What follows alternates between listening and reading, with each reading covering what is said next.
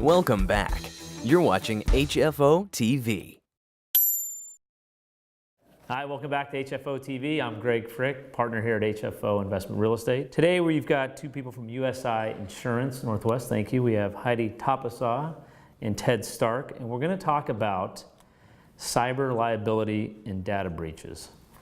Can you guys maybe tell, I know, thanks again for coming. Yeah, thanks for having maybe give a little, why should apartment owners and managers be concerned about, I mean, we hear a lot about it in the news. Maybe give us a little rundown on why apartment owners and managers should be concerned with this type of crime and activity. First and foremost, cyber liability, data breach has always been something that has predominantly surrounded the healthcare industry and financial institutions, right? So worrying about your personal health information, worrying about your personal financial information. And so many times it was, well, so what, they got my email address, or so what, they got. They've actually broadened that now, and the concern is really around now the addition of personal information. So just your name, your address, your phone number, your email address.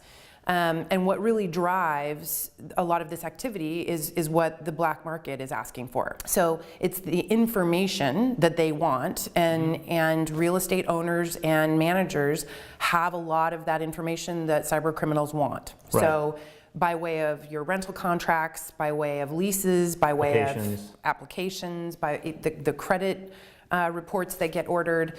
And so we would say to an owner or a manager, really stop and think about how much information you now have in your possession. There's a heavier reliance on technology these days. It used to be everything was paper form, although I don't know, we still use a lot of paper. But yes. Technology is being used more prevalent, so the information is being shared a lot more, and it's being stored, and you have a lot of brokers and agents running around with mobile devices and laptops. The security of those is becoming more important. And then just being able to understand now what regulations that owners and managers are going to be held to. There was a disposal law that was passed back in, I believe, in 2003 that talked about the methods in which this type of information should be disposed of. And you've seen on the 5 o'clock news where, you know, the KGW Channel 8 News catches somebody out in the back dumpster with boxes of really important information. You're thinking, that's probably not how you do it. Right. So you're seeing a lot of the mobile shredding companies coming around now. It's really, if it's paper, it needs to be shredded or burned. And if it's electronic, it needs to be secured and protected. Can you explain some of the, maybe some cyber liability and data breaches that we've seen, or how that's affected people? As Heidi just pointed out, I mean, the typical one that we all talk about is the hacking. You know, that's kind of the term, and that's a data breach of any of your social security, email, credit card information. But now what we call them cyber criminals have now come out. There's a couple other tactics that they're using out there in the business and in personal. One is the buzzword is social engineering, and that is an example of in an office and within email, a CEO might, a cyber criminal might pose as the CEO, send an email to the CFO and say, hey, can you wire me $50,000? Oh, okay.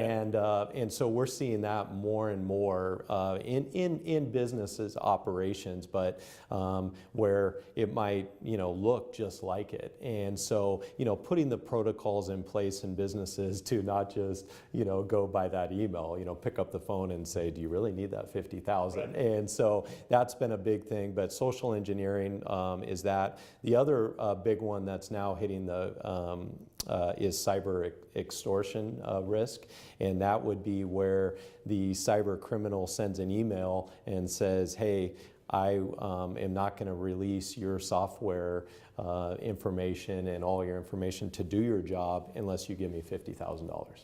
And they're getting that. And and companies, because companies are so afraid of that information getting leaked out because of reputation, because of loss of income, and so they're paying that $50,000 or $100,000, whatever they're asking for, and so that that information does not get leaked out. Now, are they coming to you? Are they coming to their insurance agent and saying, or their insurance and saying, what do I do here? Great question, Greg. And that's really the hot topic that Heidi and I and kind of really really what we're seeing out there, the type of insurance that we're definitely promoting to our clients and prospects the most is a cyber liability. We'll talk about it a little bit later, but if we're not providing that to our clients, we're not doing a good job as a broker. It's surprising how often we're finding out after the fact how many of our clients actually went and paid the ransom. Right. It was because they felt like, one, it couldn't be covered. The belief that this could be insured is a surprise. And so we're really out canvassing, trying to push the concept that these kinds of risks can be financed, and it is an insurance policy.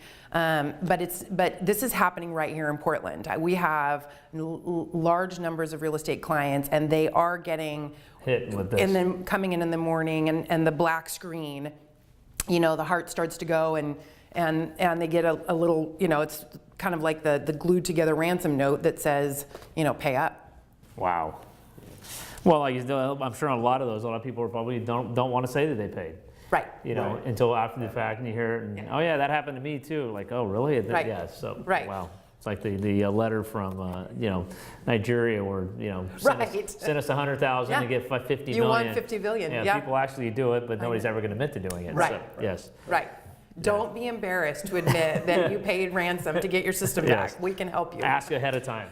Yes. So what measures should apartment owners and managers do to prevent this kind of, because like, you know, now with apartments too, a lot more rents are paid online. Sure. So now you have access to bank accounts. That's right. To your clients, well, your customers or your tenants' bank accounts. Like you said, you have their social security numbers. Right. You have all their employment history. You have all this stuff. I mean, we see it in our transactions. We'll have some owners be, you know, leery of actually showing a prospective buyer the rental agreements, because of the information involved. And, you know, I can imagine, you know, somebody else coming in and doing that. So what kind of things can they do to prevent kind of this cyber? Sure. Prevention really starts, I think, around understanding what kind of information you have, how is that information secured, do you provide or should you sit down and really talk through and educate your associates or your employees on how the information is stored and how it's secured. It drives us all crazy to have to be constantly worrying about passwords, but truthfully, that is probably the #1 defense against any and all cyber attacks, is if you've got information that's secured by way of an email, getting that using really stringent password protection. And you know, it used to be it was just make up whatever. You know, the rules around passwords have changed, and we're just continually trying to stay one step ahead of the hackers. You know, whether it's working or not, we'll find out. But making sure that you're familiar with state regulations around what you have to do as an owner or manager if in fact there is a data breach. We're regulated by state and federal. Does it depend on the information that you have? That's where the regulations come in? It depends on the number of records. It depends on the industry. It depends on the kind of information. Obviously, financial institutions and healthcare, that they're going to be held to much higher levels. You've got HIPAA and all kinds of privacy that go around that. But really familiarizing yourself. Oregon just recently expanded their data breach law. It's Senate Bill 601. You can find it through the Oregon legislature online. And we'll post it on our site too, so people can find that if you want to see that. But it's basically an expansion of, again, what is being required as an employer around protection of data and what you must do and what's considered protected. But really, I think, again, key is making sure that you're familiar with those laws, understanding what the repercussions are, and then certainly, I mean, discussing with your insurance agent what kinds of insurance policies are out there that can certainly at least finance the risk, if nothing else. Are tenants look similar as an employee in terms of the information that you have? Because I mean, you basically have, on a tenant, you have almost all the stuff you would have for an employee. I mean, you've got. Absolutely. So does it look from the law standpoint, if I have their, you know, Social Security, work history, financial, bank account stuff, I'm under that same. Really, it's what it's looked at as it's viewed as a record. Got it. So they don't, whether it's the tenant or whether it's an employee or whether it's a patient, it's all considered and deemed a record. And now it's a matter of how many records, what are in those records. Okay. And back even to some of the other prevention, you talk about when you process credit cards online, I'm sure it's going to come to a lot of owners and managers' minds, well, we outsource that. We use a third parties for that. the due diligence around understanding what's being transferred, and I will promise you, if you start to read that fine print, you're going to find out that you, as the owner or manager, are still considered the primary custodian of that information. That puts you in the driver's seat. Okay. Regardless of what you've contractually agreed to, You still are the one that's... you are the primary custodian, and that's what drives the rules around what you have to do.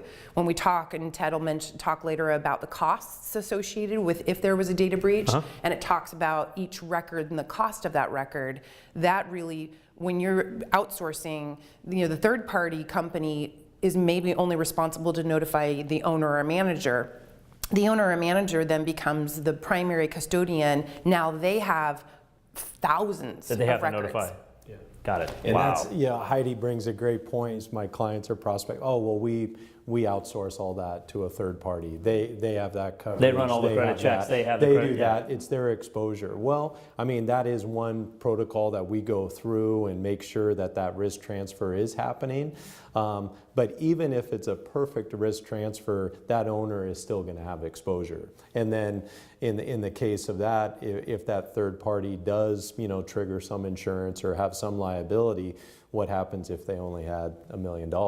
And again, so you definitely want to, kind of when you look at your exposure is, okay, how are we going to insure this, or are we going to self-insure it, or how are we going to do it from a risk management standpoint? And are those firms that are third parties kind of are they adding additional insured on there? I mean, do owners say, I want to be added on as an additional insured, you're running credit checks for me, or No, no. And probably more honestly, getting the additional insured protection really doesn't do much for you.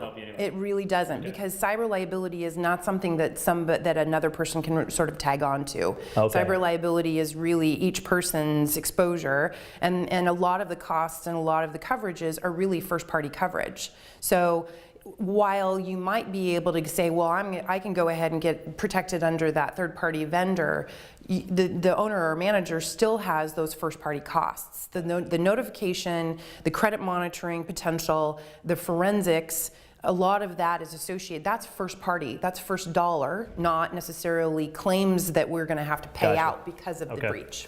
So for apartment owners that we know a lot that have third-party management, it would be really getting an understanding on where's that division between the management company, who's, in theory doing all this, but what my liability is as an owner. Absolutely. And looking at, their insurance and, Because then likely the third party management is also potentially outsourcing. Yes. So you've got a then and then again, Right. And the owners don't necessarily have any control over that transfer. So.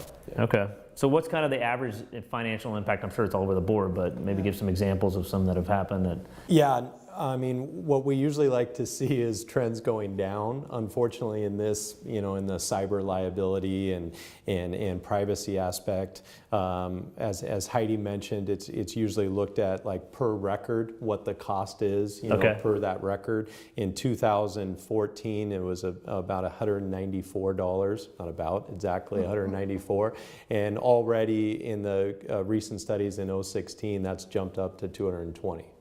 And so we're seeing an increase in dollars, and again, that's what we talk about: notification expense, credit monitoring per record. Okay. Is that also, just recently in a real estate case, I mean, a client, fairly large client, 10,000 plus records, paid over $255,000.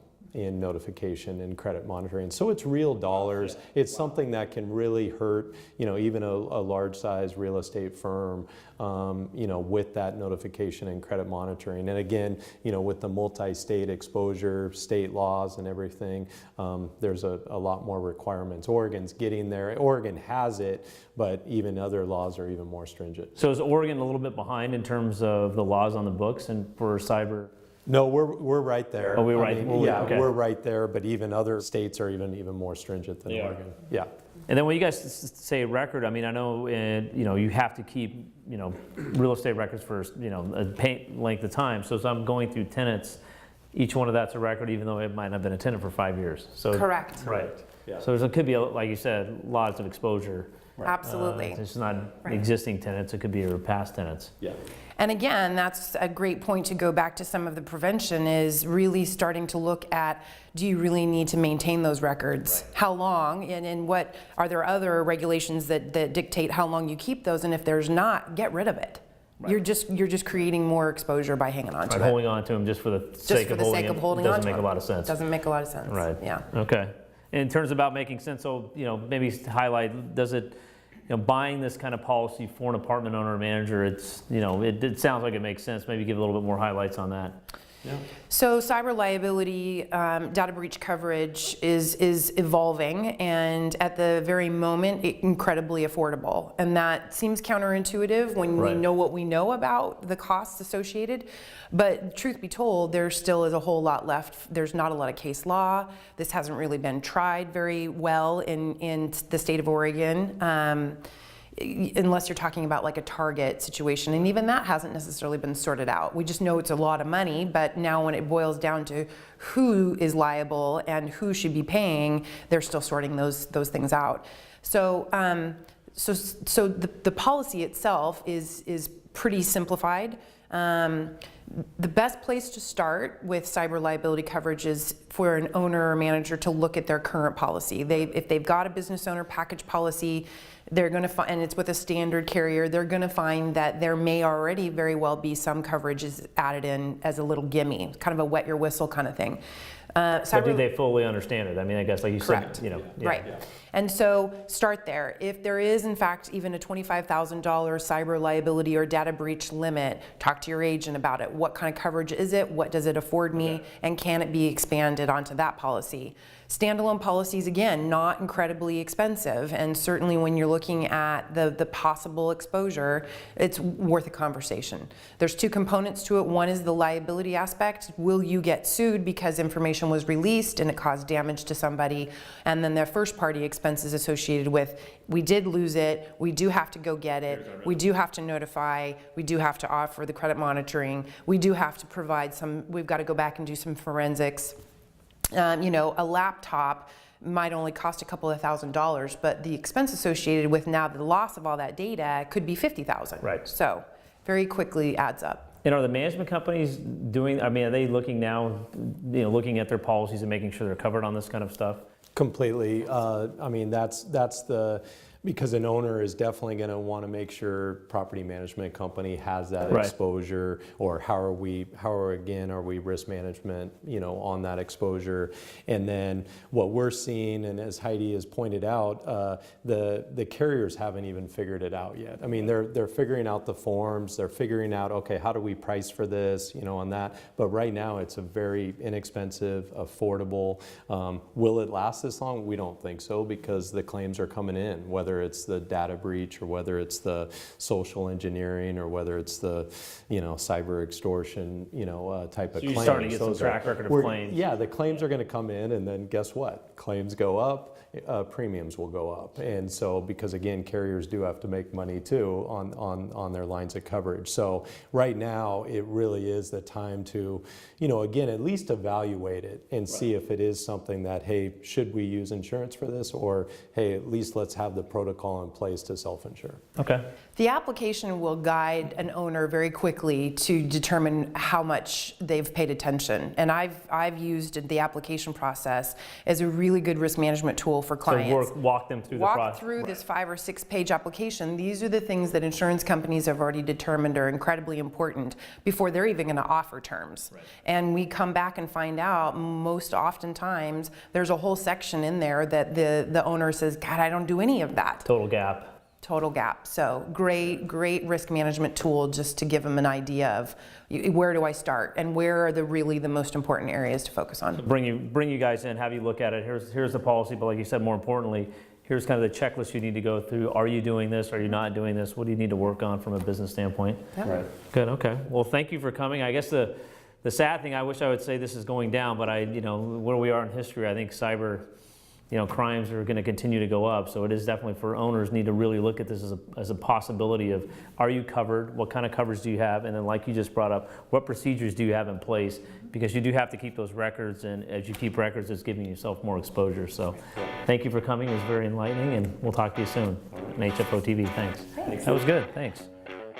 Our entire office specializes in multifamily real estate, making HFO the largest multifamily brokerage in the Pacific Northwest. Your success is our passion. Build your legacy with HFO. Call 503-241-5541 or visit our website at hfore.com for more information.